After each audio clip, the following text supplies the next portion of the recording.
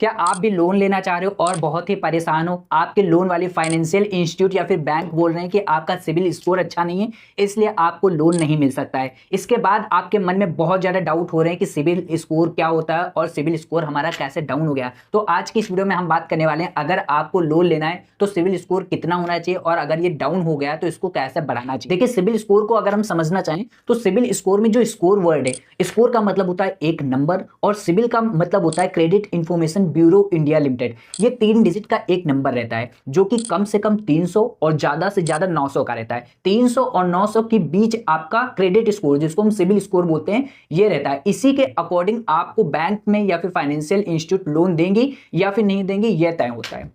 अब suppose that आप किसी भी बैंक में लोन लेने जा रहे हो या किसी भी फाइनेंशियल इंस्टीट्यूट में लोन लेने जा रहे हो, तो सबसे पहले वो क्या करते हैं, आपका सिबिल स्कोर चेक करते हैं। क्योंकि बहुत से ऐसे प्लेटफॉर्म होते हैं जहां से आपका सिबिल स्कोर चेक किया जाता है, तो वहां से आप भी चेक कर सकते हो। लेकिन जब वो स्कोर डाउन हो जाता है तो वो आपको लोन देने से मना कर देते हैं। वैसे तो ये स्कोर 300 से लगाकर 900 होता है, लेकिन इसके 4 लेवल्स डिवाइड रहते हैं। एक तो पुअर, दूसरा एवरेज, तीसरा गुड और चौथा एक्सीलेंट।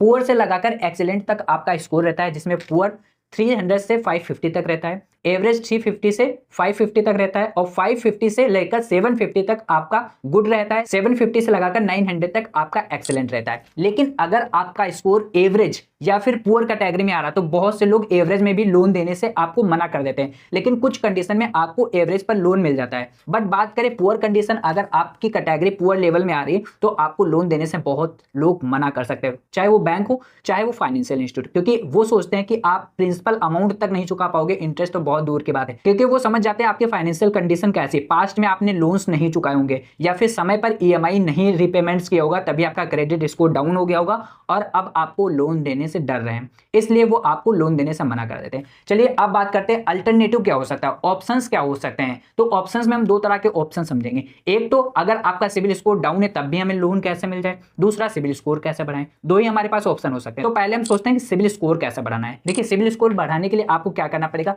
जो भी आपने लोन्स लिए थे या अब जो आपके लोन चल रहे, जो भी ईएमआई चल रही है, उनका आपको टाइम पे पेमेंट करना होगा। आपकी जो भी ड्यू डेट हो उस पर पेमेंट्स करना, आपको लेट नहीं करना। लेट करने से आपको फाइन भी पे करना पड़ता है, साथ ही साथ में आपका सिबिल स्कोर भी डाउन हो जाता है। इसके बाद आपको लोन वैसे तो कम से कम लेने चाहिए, बेफिजूल में लोन्स नहीं लेने चाहिए। साथ ही साथ में जो भी आपका क्रेडिट कार्ड होता है उसकी जो लिमिट होती है, तो लिमिट तक आपको कभी भी अमाउंट का यूज नहीं करना है, लिमिट से कम का यूज करना है। मोस्टली अगर आप चाहो तो 30 से 40% कर सकते हो, इसके ऊपर मत करो। तो ये कुछ ऑप्शन है जिसके जरिए आप सिबिल स्कोर को बढ़ा सकते हो। अगर यहां तक आप पहुंच गए तो प्लीज चैनल को सब्सक्राइब कर दो, मुझे भी काफी ज्यादा मोटिवेशन मिलता है। अब बात करते हैं दोस्तों, अगर सिबिल स्कोर डाउन है फिर भी आप लोन कैसे ले सकते हो। तो बहुत सी ऐसी नॉन फाइनेंशियल लोन कंपनीज होती हैं जहां से आप लोन ले सकते हो, जो कि बैंक और फाइनेंशियल इंस्टीट्यूट से अटैच नहीं रहते। वो नॉन बैंकिंग फाइनेंशियल कंपनी होती है, नॉन बैंकिंग फाइनेंशियल कंपनी, जिसको एनबीएफसी भी बोलते हैं, नॉन बैंकिंग फाइनेंशियल कंपनी। वहां से आप लोन लेने के लिए कांटेक्ट कर सकते हो, क्योंकि वो लोग प्राइवेट होती हैं, जिसके लिए आपको गारंटर की भी नीड पड़ती है और कुछ और ज्यादा प्रोसेस होते हैं वो आपको कंप्लीट कराने पड़ते हैं। तो दोस्तों इस तरह से आपको लोन मिल जाता है। अब बात करें आपको सिबिल स्कोर कैसा चेक करना चाहिए। वैसे तो फिलहाल के लिए साल में एक बार आपको अपना सिबिल स्कोर चेक करते रहना चाहिए, जिससे आपको पता लगे कि इन फ्यूचर आपको लोन मिला भी है या फिर नहीं, या आपके नाम पर कोई फर्जी लोन तो नहीं चल रहे हैं। ऐसा भी हो सकता है कि आपने कोई लोन लिया ही ना हो